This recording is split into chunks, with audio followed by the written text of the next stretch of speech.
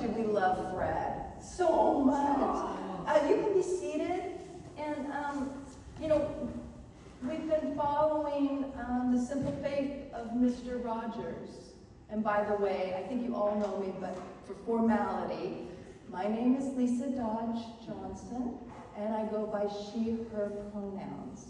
And I also want to acknowledge that we are on the unceded land of the Duwamish tribe and Native First peoples. And we pay real rent. Alki UCC pays real rent. Yes. So, and may we find more ways to honor the people who came before us and to continue to honor the land upon which we come every Sunday and sometimes more often. All right, so the simple faith of Mr. Rogers, spiritual insights from the world's most beloved neighbor. And it was written by a gal who actually ended up knowing him for 26 years. She was a journalist by trade, and her husband was a pastor. And she really wanted to interview Mr. Rogers, and he's kind of a shy guy. As much as he's out there, he's got a lot of vulnerability. And he eventually listened to his higher wisdom, and he ended up meeting with Amy and developing a lifelong, 26 years long relationship and friendship. And based on her experience with him is how this book came about. And today's chapter is all about our honest best self, or as Pastor Emilie, bless her, said, authenticity. And just so you all know, Pastor Emilie is writing a book, and so that's part of what she's doing with this time off from leading us. But she'll be back full-time next Sunday on the 2nd of August as a full-time pastor. Thank you. There you go. All right. So, I don't know how many of you ever watched Mr. Rogers. He came about on television when I was just peeking out of a little kid's stage, right? So I watched him, but I wasn't like glued, let's say. However, what's been most interesting is this path of coming here and revisiting all of Mr. Rogers or Fred's ways. He spoke very clearly, and he let things really sink in. He gave a moment, a pause. And a pause is so important. Ooh, makes me choke up when I think about taking a pause, right? It gives time to reset. And he would often bring something as an introduction to something new. So what I wanted to share today is a symbol for me, a design for living. You might recognize it. It might be familiar, or it might be something that you've never seen before. It's a circle with a triangle. We could put a lot of meaning making to this, possibly. There is a group of people across the planet who have used this symbol to know where their home is. I belong to this group. And it makes me feel at home to see that symbol. So sometimes the triangle has an H, an O, and a W on it. How? How do I have a good design for living? And the H stands for honesty, the O stands for openness, and the W stands for willingness. So how to live life. It also has unity, service, and recovery. And recovery is what we're talking about in some ways, because an honest self can sometimes get buried. It can get buried by pain. It can get buried by patterns or habits that try and conceal our true feelings because maybe we're embarrassed by them. So we create a false sense of self to bolster out in the world.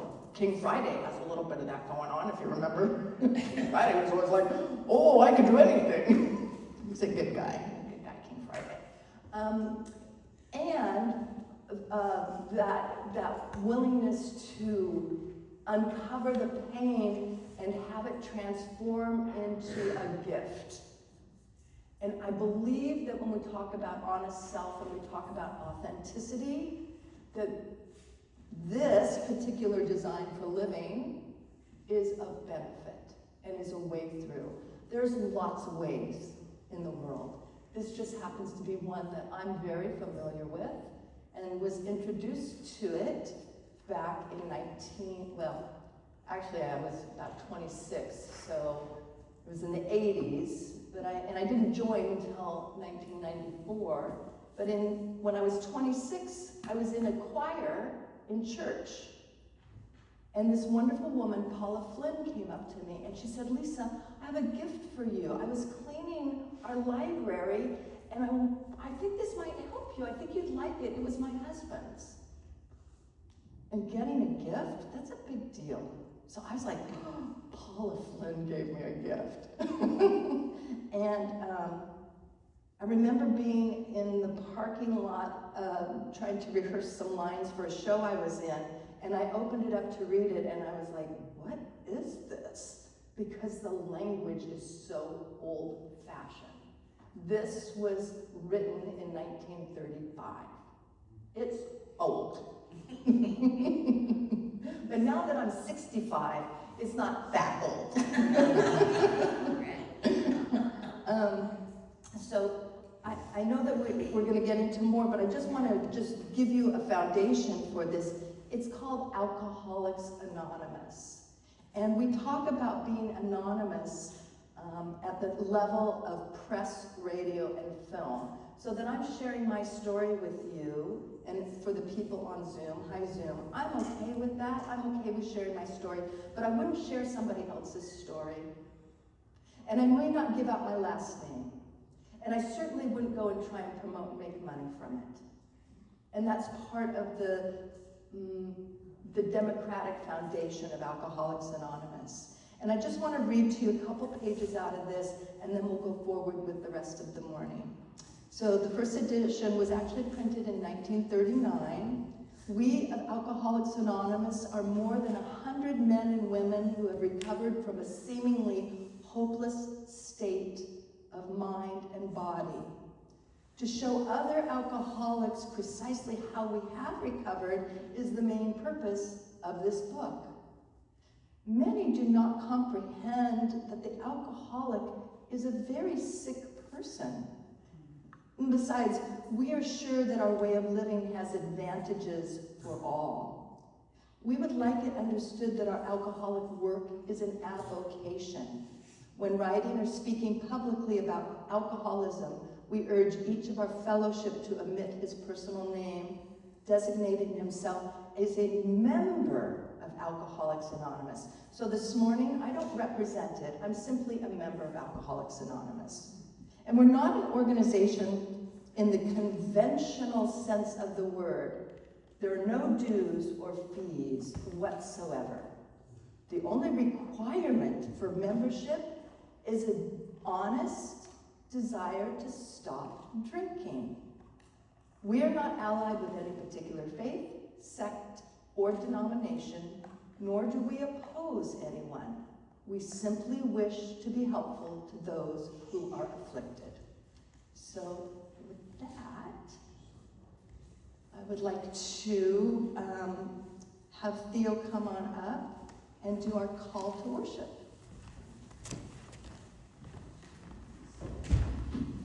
Yeah, no problem. Thank you, Sondra. We gather here in God's holy house to sing and pray, to speak and listen, to wonder and grow. Teach us by your word and fill us with your spirit that we may go out sharing your great love with all our neighbors. In Jesus' name. Amen. You're invited to remain standing and grab the nearest hymn book. And as we gather together, let's sing. We gather together on page 421.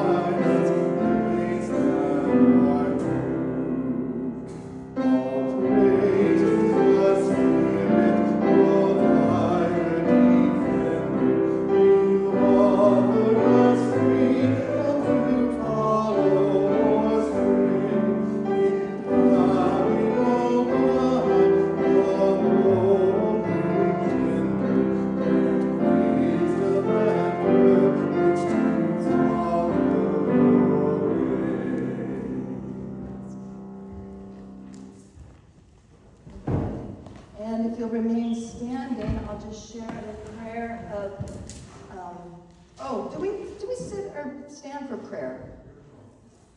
Oh, sit down.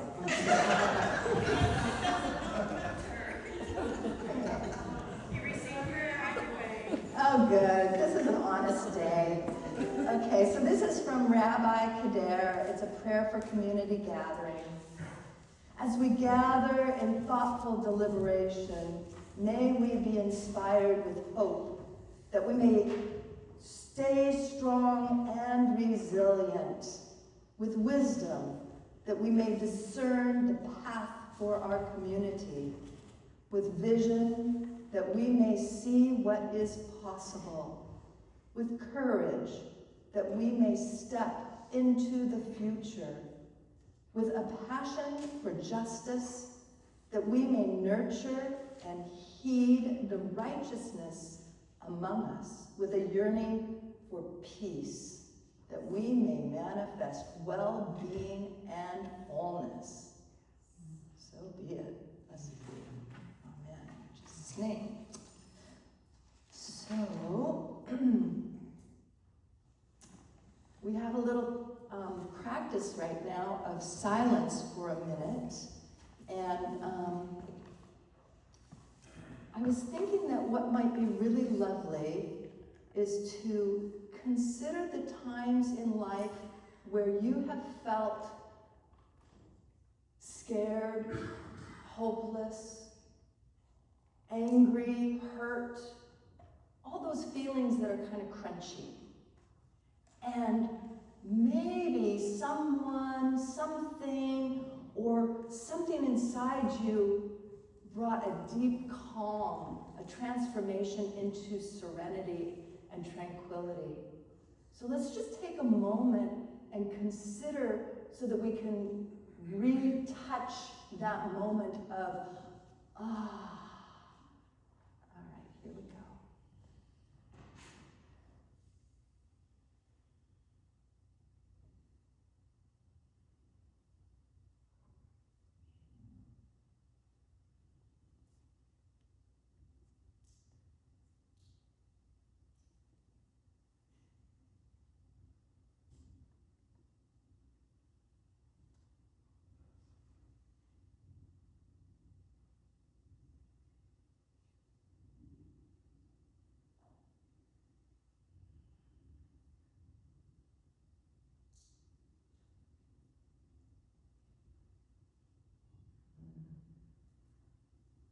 maybe you can take that feeling of being held in gentleness and just tuck it inside for today. Keep it close by. I think what we do next is our prayer, or our passing of the peace. And the peace that I was considering, I had two. This is the truth. So the one was, I love you and accept you just the way you are, because that's really important. But the other one I woke up with this morning was, I want to hear your story. Oh, I heard that. Let's go with, I want to hear your story. And if you don't mind just giving us a little undercurrent for it, I want to hear your story. So feel free to get up, stand up, give a person a handshake, ask if they want a hug. And am I doing? Yeah. I want to hear your story. Is that all right? Yeah. All right. Let's meet.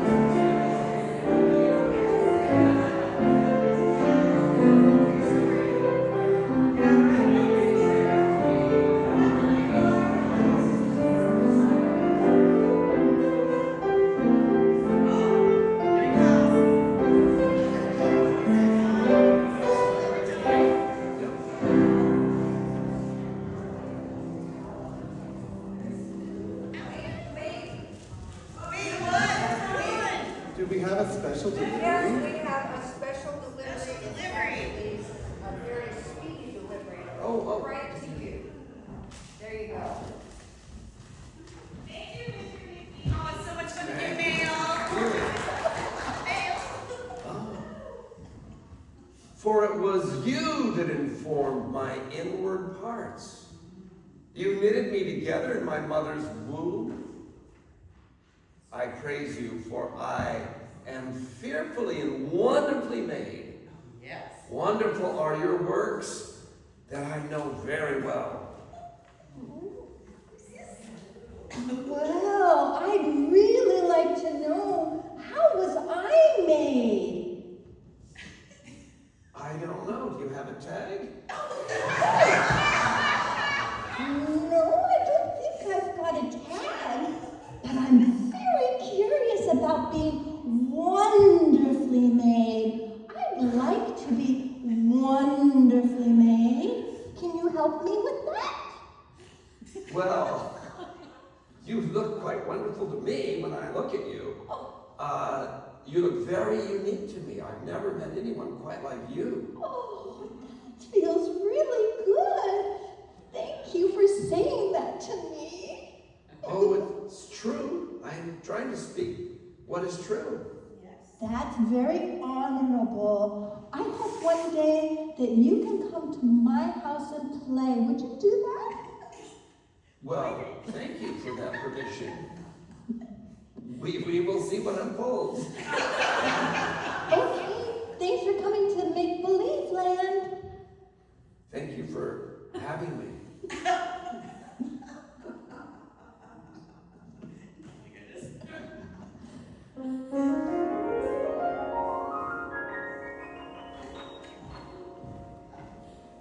The land of Make Believe.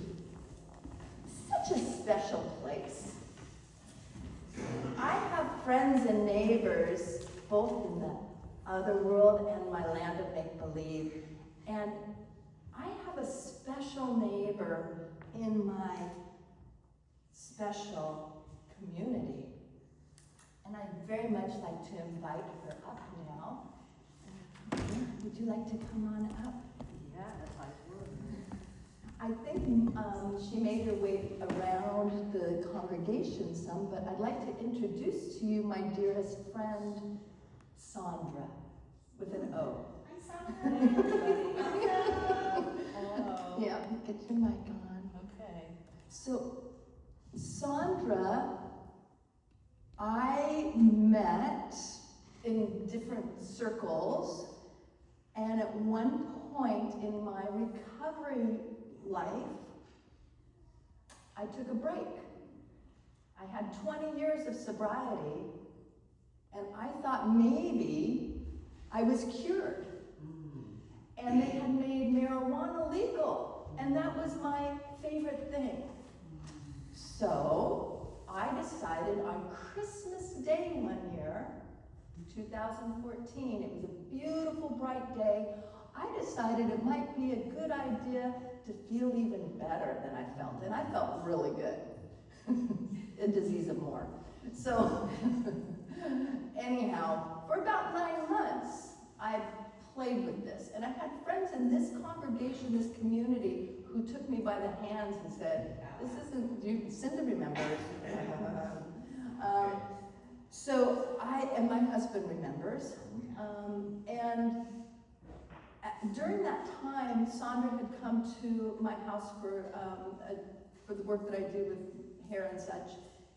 And for some reason, we got on the subject of recovery, and she said, "So you are or you aren't right now?" And I said, "Well, right now I'm not." And she said, "In the most genuine way, let me know how that goes for you. I'm really, really curious." And that planted a seed for me, like, oh, I'm on recognizant mission. I better tell her how it is. Anyhow, after 9 months, I basically, and that's a whole story I'm happy to talk to any of you about, because it was a dark night of the soul for me.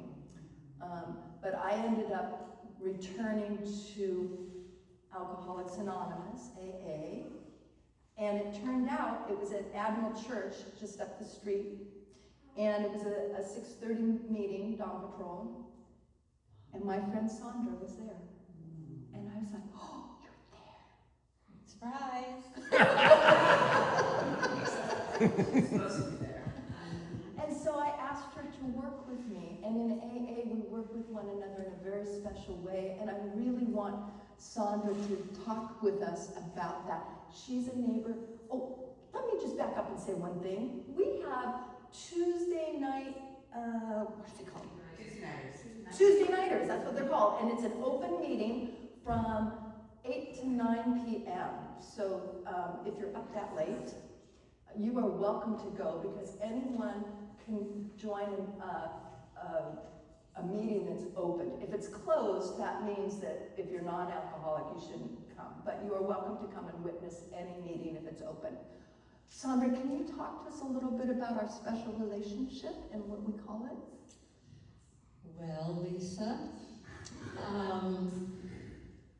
Thank you first for asking me to come today, because it's really, really lovely. I'm getting such a good feeling from being here.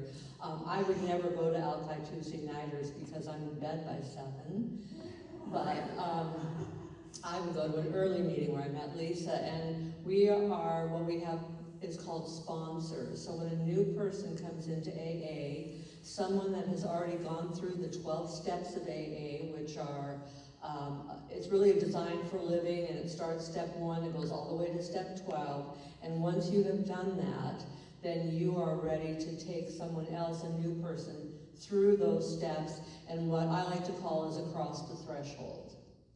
And then we meet regularly at whatever works for us, and not only do we form a lovely relationship and friendship, but we both grow in a spiritual nature, which is like we spend our time on spiritual things and on things that maybe are causing us discomfort in our lives, where we can go back and talk about what a higher meaning is in all of this that's happening. That's right. And to be super clear, like, you're not my doctor, you're not my therapist. She is a sponsor, and really we focus on sobriety, right? And living good, living well. And living well. And connecting with a higher power, whatever that might mean to you. And I've been working with, she's my sober sister now, but I've been working with Sondra for, well, it'll be 11 years in September. And I'll tell you, I just want to say thank you, because when my dad died, and then my mom died, and all my cats died, I was a wreck, and it could have very easily been the time when I'd be vulnerable to go out and change those feelings via something other than prayer, meditation, and conversation. And you really helped me find a way through all those devastating moments in a way that actually I turned out healthy and happy and whole. I think that's usually what brings us to AA, is some kind of tragedy of some sort, that we feel that we can no longer live the way we're living and don't even know what to do. I didn't even know about AA, but I prayed for God to point me in the direction I needed to go, and I would take the steps. And I've never done anything like that before in my life. I've always been, I can do it myself. But I honestly prayed, and then things just started happening and opening up for me. It was a miracle. We can continue talking because we talk all the time together. But I'm wondering if anyone has a question that they'd like to ask either of us about AA and our experience in it, or anything, being neighbors, sharing this space. How does it feel to have people who are in recovery coming into our sacred space?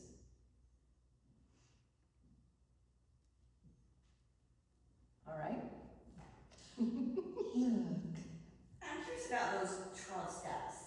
Like, is it a structure? Is it like you have a book that you're working through? Like, Yes. what does that mean? And then We have the big book that we... big book, right? And then, like, how many folks actually make it through 12 steps? Like, pointing toward the human struggle, the struggle of. We are a lucky few that actually make it. A few. People oftentimes leave. It is in the book, and we have a step for each process. Like, the first step would be,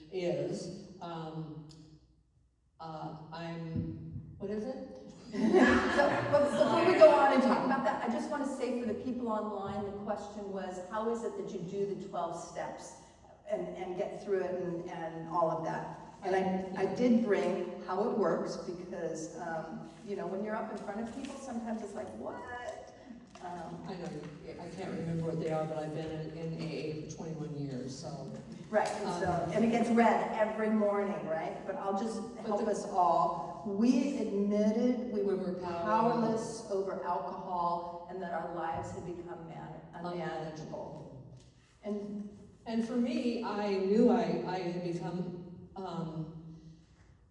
I knew alcohol had me in its grips, but I didn't think my life was unmanageable because I hadn't lost my job, I hadn't lost my home, I still had the job, you know, I was in my neighborhood, but me as a woman, I tended to drink at home alone because, and the same thing brought me into AA. I had a 6-year-old grandson that died, my stepfather died, my mother died, all within 6 weeks. And I was there with each one of them when they died. And then my stepfather and my mother died less than 24 hours apart from each other. So I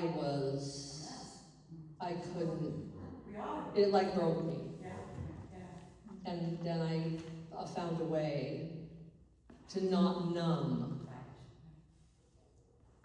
One of my favorite quotes that you shared with me is this one.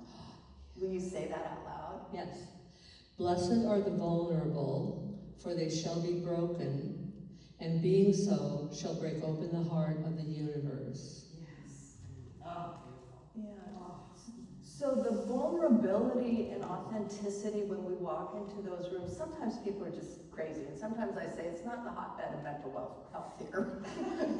And when we've done the work, the 12 steps, we tend to get more mentally stable, more physically stable, more emotionally stable.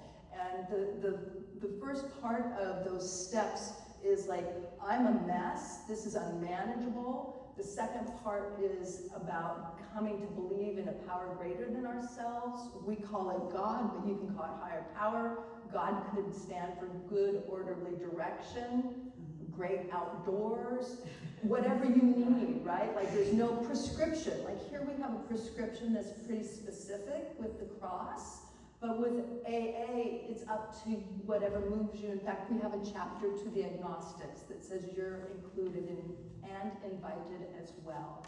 And when we go through the steps of this kind of like, I'm vulnerable, I need help, please help me, and then we come into this willingness of turning it over to the higher power of our choice. And then, once we have that stability of being held by a higher power, where we really feel like, yeah, I've got something, even if it's a mystery, it's something. Then we do this deep dive homework. What are our defaults? What do we resort to? What's our, in the book we call it defects of character. I like defaults of character, like where do I end up going to when I'm in pain? So what's my defect or defaulting character? And then what's also my asset, right? And sometimes those defaults can be turned into assets. And once I've done a lot of writing on that, then I turn to my sponsor or another human being that I trust who has some sense of being able to hear me and witness. I share it. And the 5th step is about sharing our 4th step with a trusted person and with God. And you've heard a lot of 5th steps. And then after that, we turn it back over to God. And then from there, we end up making a list of peoples that might be affected by our misbehaviors. And then if it's right, then we make amends. And sometimes that's a living amends. Sometimes we never say a word, we just simply show up. Sometimes it's writing it out and burning it and doing a ritual if the person is no longer with us. But we make amends somehow, not for them, although that would be lovely if it helps them, but for us so we're clean on our side of the street. And it's really also more than an apology because we're making an amends to someone, which means we are amending our behavior. We are not going to be like that anymore. So that has to be a really clear commitment in our minds if we're going to come to someone with that. And so that's step 9, and then we talk about 9th step promises. You'll hear them read a lot. They're fabulous if you go to an AA meeting. And then step 10, 11, and 12 is basically a wash, rinse, repeat. Like, step 10, how was I today? Did I behave well? Do I need to make amends again? Step 11 is about making conscious contact with God in prayer and meditation. And then step 12 is sharing it with someone, Carrying the message. carrying the message.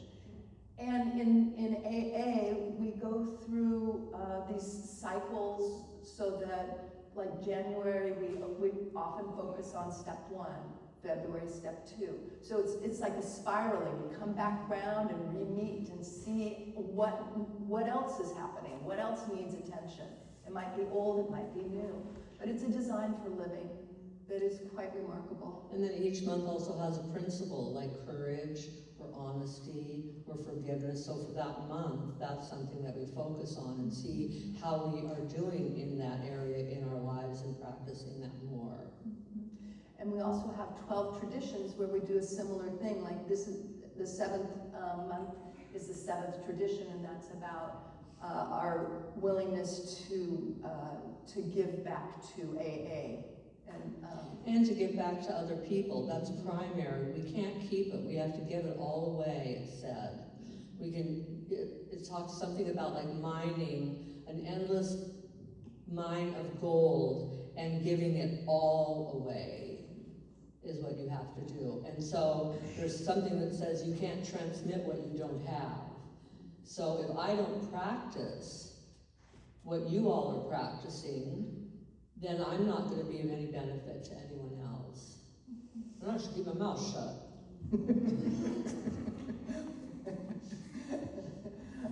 I think your sponsor said to you once, and this has never left me, self-reliance will be the death of me. Oh, she's my sponsor, yeah. I was the person who, I would do it myself. I can do it myself. I'm fine. I know how to handle it. I'm strong. I mean, I had a whole list, and she finally said to me, your self-reliance is going to be the death of you. Yeah. And I was just like, what? Because I'd only lived like that. I didn't know how to live any other way. That was the thing that was so interesting for me with AA, is because I didn't know I could feel differently. I thought my feelings were just my feelings, and they came over me and I reacted to them. And come to find out that I can be aware of what they are, and I can make different choices. And I can learn from them, and then I can share that with someone else who's new in the program, and it just is such a life changer. But you know, you kind of have all that in you already. I mean, I think everyone has a God in themselves. I don't mean to be, and it's like accessing that. It's finding that and then living with that code of conduct. Yes, I think that's right. And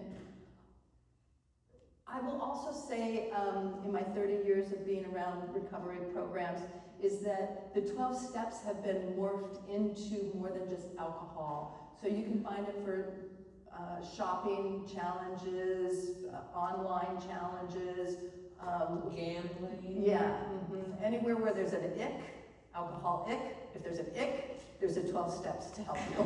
Yeah, and they're all formed from AA, but then they focus on the particular struggle that someone is having. And there's one for family members of people who are alcoholics called Al-Anon.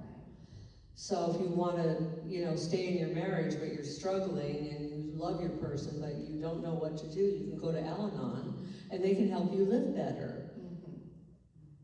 I have a golden gilded seat in both programs. They call those double winners. I'm a double winner. All right, well, we're at about time, but I really loved having you come and share as our neighbor, and I'm really proud that our church supports AA. I'm really happy about that. My first AA meeting was in the bar of Red Robin, and so it smelled like stale beer every morning I went in there it was really something. We had an AA meeting in a bar once, because that's the only place we could find. Yeah. So, and just lastly, I want to say that we meet a lot in churches, because churches are gracious enough to house us and to take a donation that we can afford.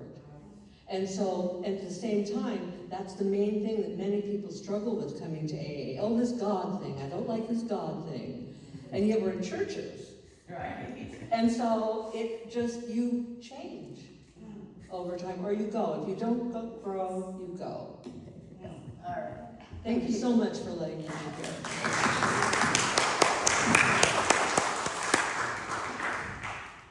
Shall we sing our song of response. The words and music